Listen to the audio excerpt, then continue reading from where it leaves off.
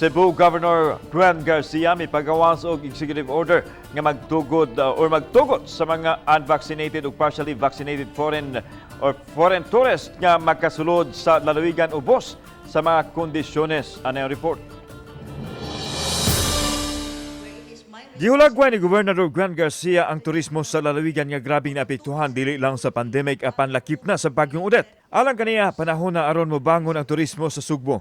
Human sa tigom sa gobernador uban sa mga ahensiya sa gobyerno ug mga tourism stakeholders na hukman nila nga tugutan na ang mga foreign nationals gikan sa visa-free required countries nga makasulod sa lalawigan.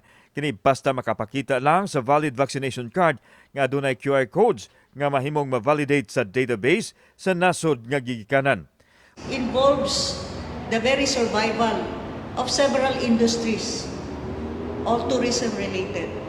So, let us make a decision here in Cebu. We allow the entry of foreign nationals coming from visa-free countries issued their proper vaccination cards.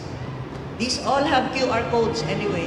Ubos sa executive order nga ang mga langyaw nga fully vaccinated gikan sa mga visa-required countries mo presentar lang sa ilang valid vaccination proof ug negative RT-PCR test nga gikuha 48 oras sa wala pa kini mobiya sa nasod diin sila nagikan. Mahimo usab kini sa mga vaccinated overseas passengers nga makasulod sa lalawigan pinaagi sa entry exemption ubos sa IATF rules. Samtang alang sa mga unvaccinated ug partially vaccinated foreign nationals, makasulod lang gihapon sa airport basta makapresentar og negative RT-PCR test 48 oras sa wala pa mobiya sa nasod diin siya nagikan. Gikinahanglan usab nga mopaubos sa swab upon arrival ug mopaubos sa facility-based quarantine hangtod mogawas ang ikaduhang swab test result sa ikalima ka adlaw.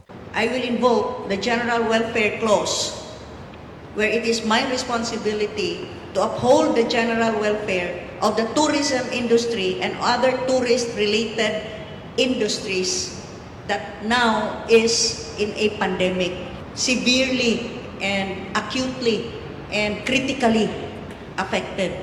Samtang nakakita og kaabin ang gobernador gikan ni Dr. Mary Jean Loriche ang chief pathologist sa DOH7 ug spokesperson sa VVOC kinsa miuyon sa gihimong lakang ni Garcia. She is the local chief executive, so I believe when it comes to helping out and making sure that livelihoods are open and available to everybody and yet protecting the health of everyone, I think that is her prerogative. Sa pamahayag ni Secretary Carlo Nograles, presidential spokesperson, base sa amended protocol sa foreign national arrival, kadto lang fully vaccinated ang matugutan nga makasulod sa nasod. Gawas lang sa nag-edad og 12 anyos apan gikinahanglan nga ubanan sa fully vaccinated adult. Sa nakuhang impormasyon gikan sa DILG, makigtigom pa sila sa gobernador mahitungod sa gipagawas niini nga executive order. Kauban si Cleofer Lumayag, ako si Alan Domingo. Balitang Bisdak.